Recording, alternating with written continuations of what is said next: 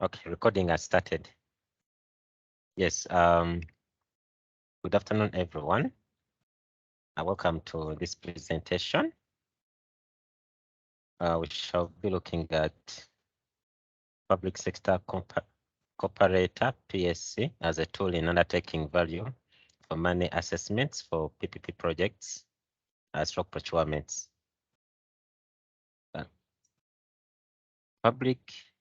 We shall start by defining what public-private partnerships are. Public-private partnerships involve collaboration between a government agency and a private sector company that can be used to finance, build, and operate projects such as public transport networks, parks, and convention centers. So under PPP, financing and provision of technical expertise to public projects through public-private partnerships can allow a project to be completed sooner or make it a possibility in the first place. PSC, which is the public sector operator, PSC, is a tool used by government in determining the proper service provider for a public sector project. It consists of an estimate of the cost and the government would pay where it to deliver a service by itself. So that is the PSC. And then we also have value for money, which is also a key term. Value for money means achieving the optimal combination of benefits and cost in delivering services users want. And if we go to the second slide, we have the key concepts of the PPP. Public-private partnerships allow large-scale government projects such as roads, bridges, or hospitals to be completed with private funding and technical expertise.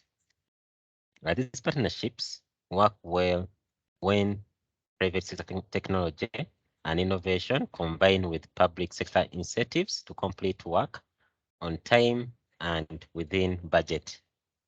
However, the terms of the PPP concessions may not be well rated to the public. For example, agreed upon usage fees may not be supported by the general public. For example, for a road toll or a bridge, you get the Kampala Express, the Kampala Entebbe Express. Despite their advantages, PPPs are often criticized for creating a barrier between PPP projects and accessible or inclusive service delivery, where your private for profit activities may make such services costly to the general public. So those are some of the key concepts of the PPP. So if we go to the next slide, we have the different types of PPPs. Here we have the build, operate, transfer, also known as BOT. And here a government hands over all construction and operations to a private party for a set number of years, often decades or more. After that period of time, it is transferred to the government. Then we have build, operate, own, BOO. It is the same as BOT, but here the private entity is not required to transfer the project to the government. So that is the key difference. Then we have the design build, DB. A government contracts with a private party to design and construct a project for a fee.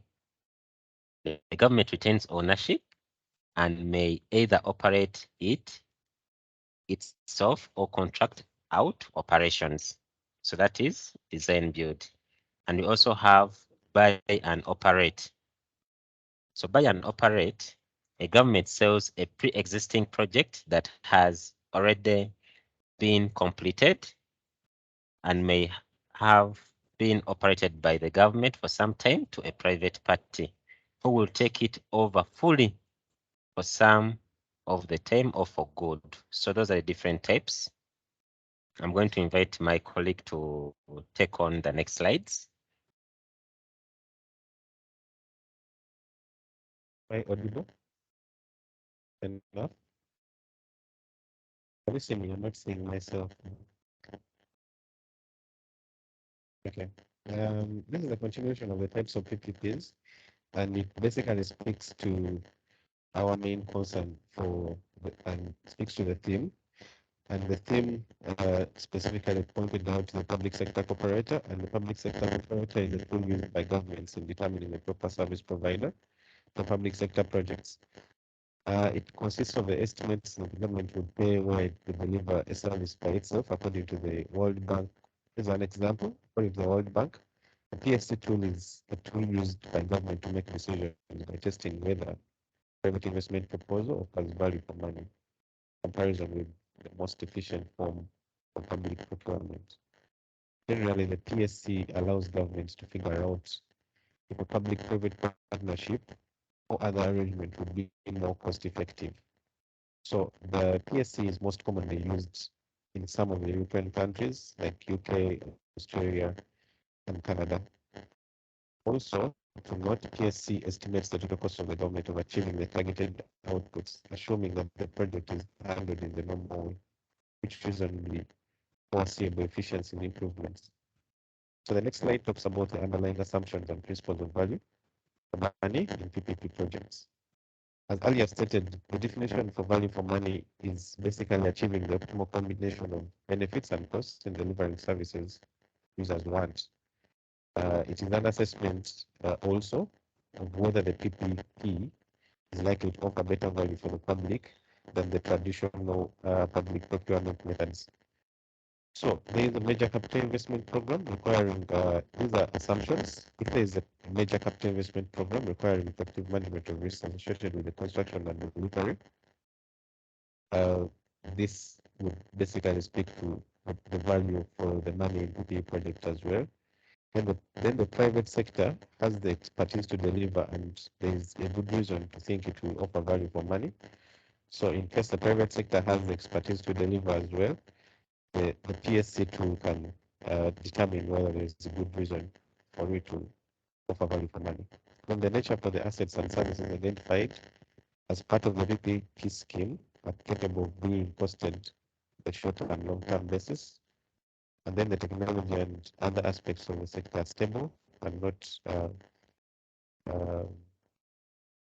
the next point is planning horizons and long term, with assets intended to be used over long periods into the future, and that there are robust incentives to the private sector.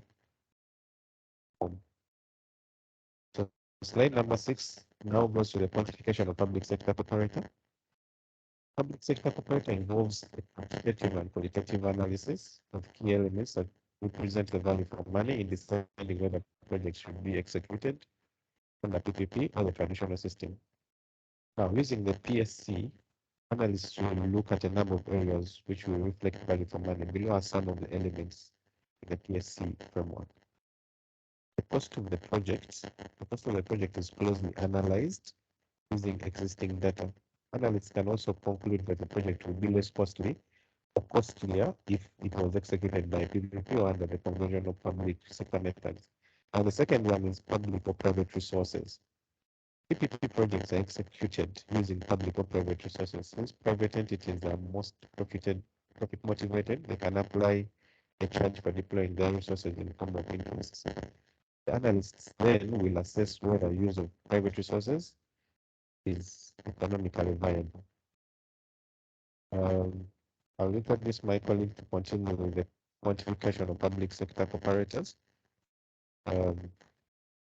This slide will take over from where Brian stopped. We're still talking about quantification of public sector comparator.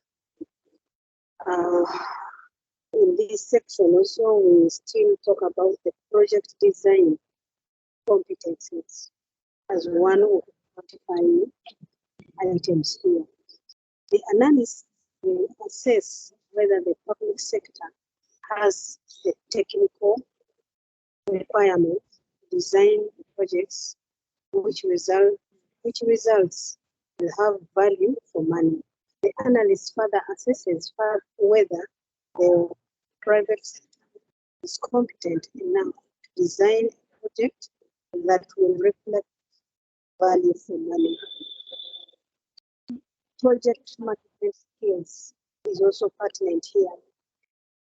Some projects require a degree of project management expertise and competence. The analyst will measure whether the private sector has the best project management skills which can deliver projects within value for money, or to assess whether the sector project management competencies can deliver a project within value for money.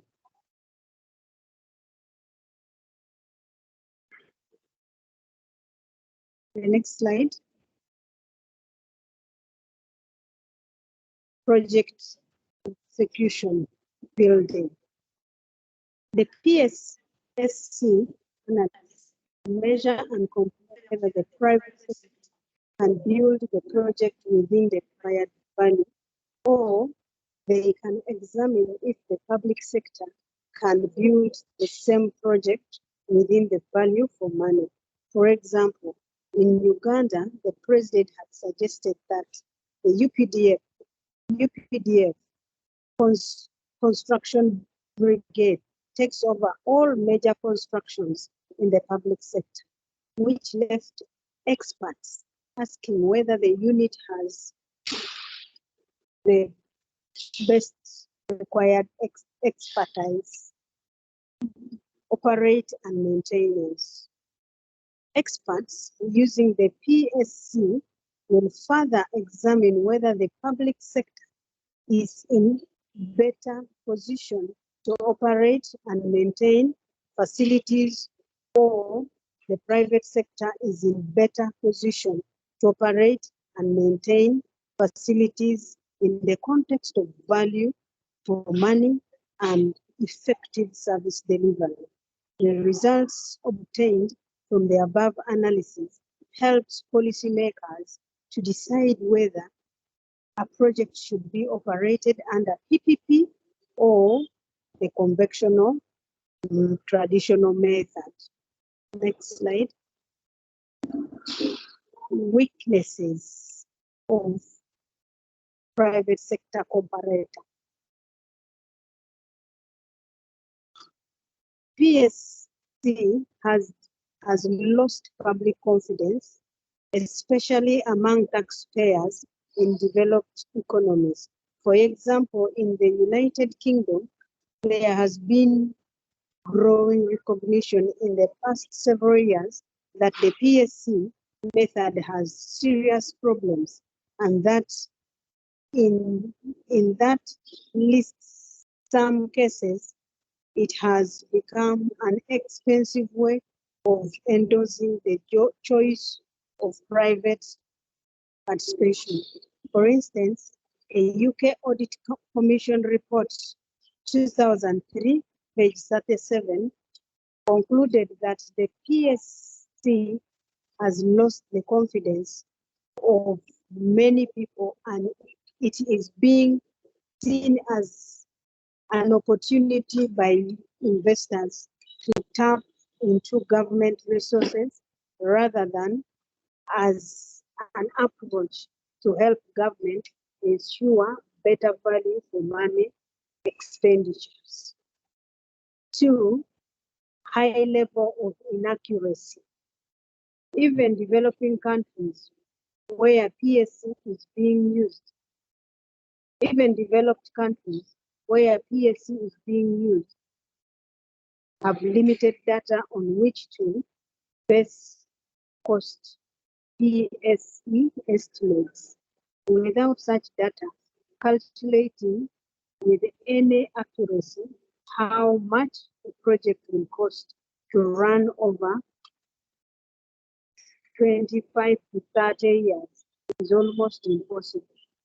Private sector comparator approaches are therefore prone to inaccuracies, which might actually bring about high costs of PPP. I'll pass over to the next presenter.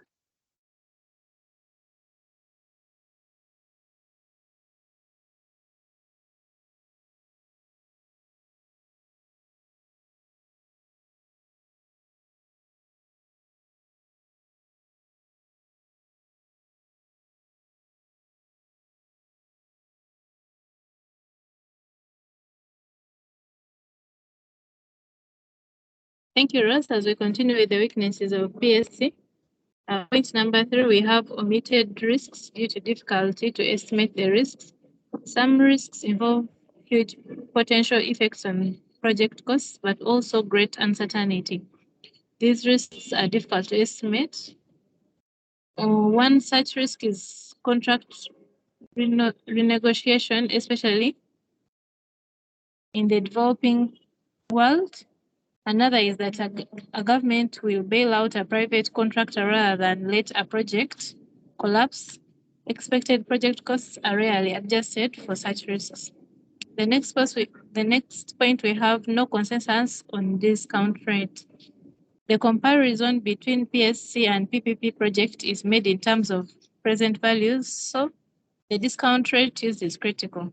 Since PPP costs to the public partner are spread out over more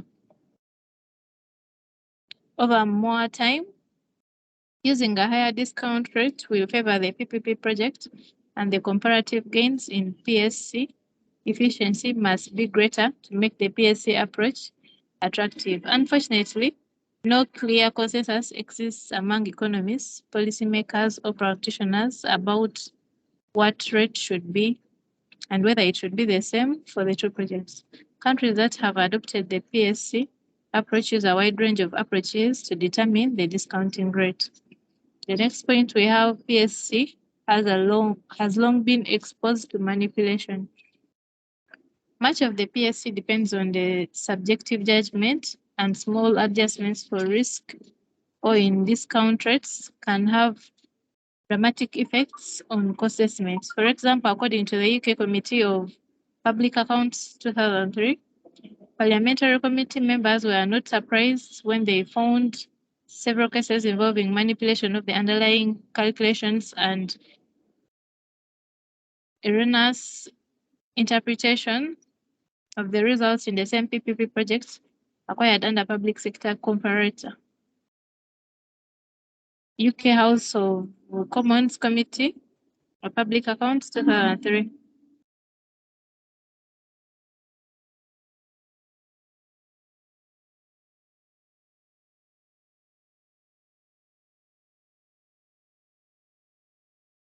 The next one, we have high costs due to profit motivation.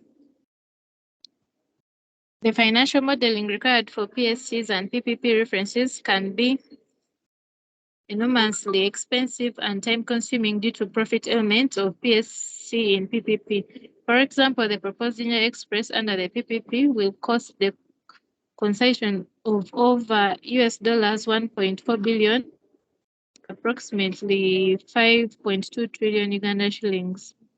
Next point, we have PSC after post-bid results may not be accommodated after the bidding process. The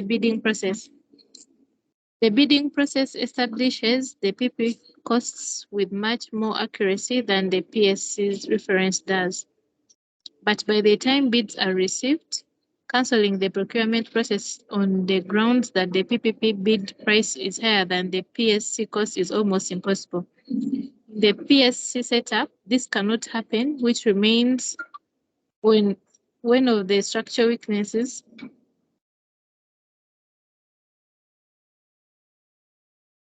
that need to be addressed. For example, in countries like Australia and the United Kingdom, this need to be this is almost never done except when the departments simply do not have the budgetary resources. That is when the PSC can be reconsidered after the post-bid results. A lot of guesswork by the public sector experts under the PSC. The public sector comparator has been criticized as a futile attempt by the government officials and their consultants to estimate what the private sector will do while quantifying the PSC elements. For example, whether the private sector has the best project management skills than the private sector, which results are based on a lot of guesswork, which later will result in poor estimates, which management make, which may make the PP actually more costly.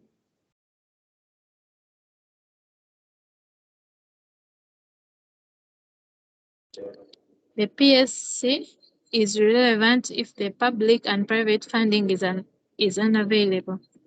The purpose of the PPP is to ensure that private funding is secured for public projects or public funding is available for the PP project. However, in an event that the government does not have sufficient resources and has also failed to secure funding from private firms, the PCS analysis becomes useless. There is no any other alternative for the PSC besides the public and private sectors.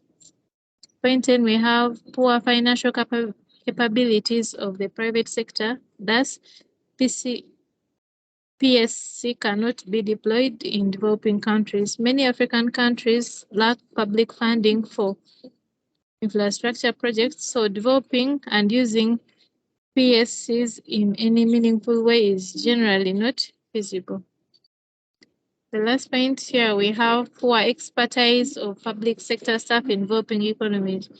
Using the PSC approach is highly technical and requires individuals in the public sector to have a high degree of expertise in using the PSC framework. Unfortunately, most of the public sector staff in developing countries like Uganda have limited skills, which make application of PSC in PPPs difficult. Let me hand over to my colleague to take on from there. Okay. Machine here.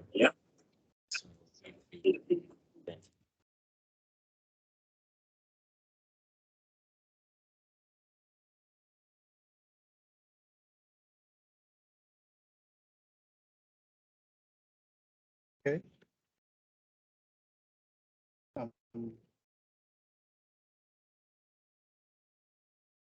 The strategies, there are strategies that have been put down to address the former mentioned challenges, and these as follows.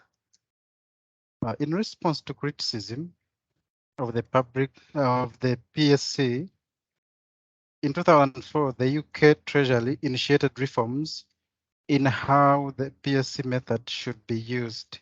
Some of these reforms have been adopted for this presentation. Number one, as governments consider private participation in public projects, more open-mindedness towards conventional public procurement should be encouraged to ensure value for money in PPPs. For example, PPP projects should be procured under PPDA guidelines. Number two, the decision made during PSC, the decision made during the PSC analysis should highly be based on data and information, not through guesswork and assumptions. Previous projects can also be a bias for the PSC analysis. This will help eliminate the cost overruns. Number three, cost analysis and cost analyses that cover the, cost analysis that cover the present and future cost of the PPP projects should be integrated in the PSC analysis. This helps the government ensure that they will not be integrated in the PSC analysis. This helps the government ensure that there will not be future cost overruns for PPP projects, which the private sector may take advantage of. Strategy number three, while government goals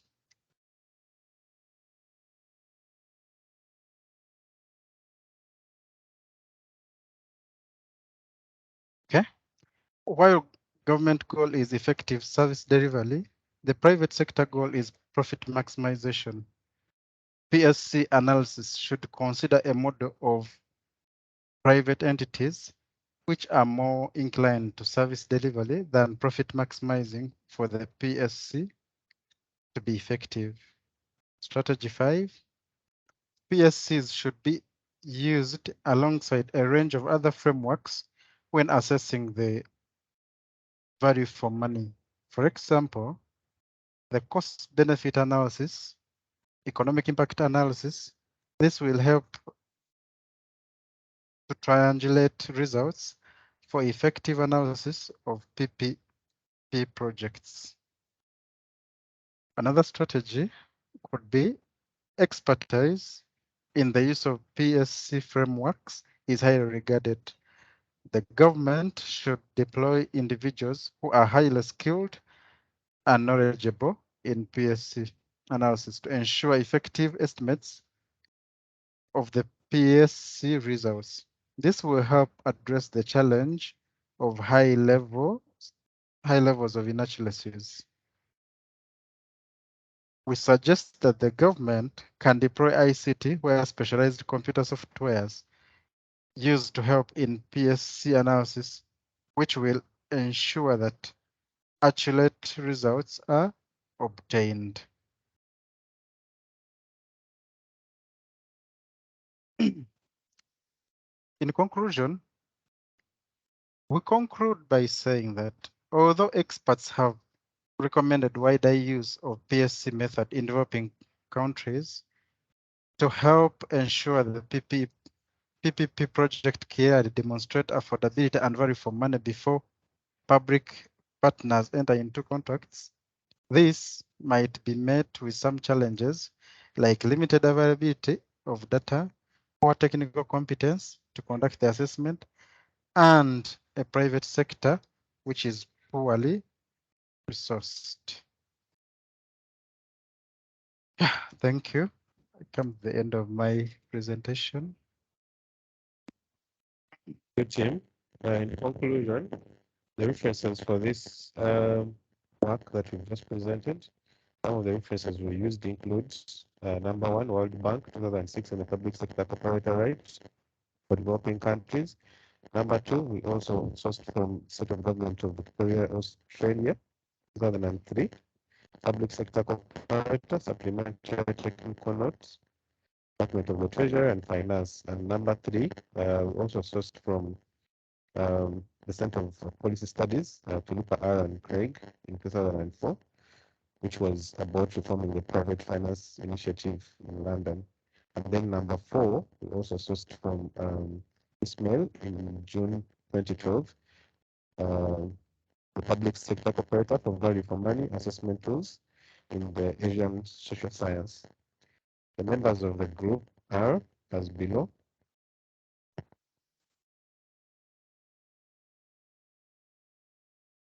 We have our group members. We have Joanne Aheva with registration number 0059. We have Emmanuel Magova with registration number that ends with 0047. We have Anne Rose with registration number that ends with 0069. We have Okurasi Brian, registration number that ends with 001. And finally, we have Mudasil Niwamanya with reg number that ends with 0070. And you can as well see the signatures attached. Thank you so much for listening. Bye-bye.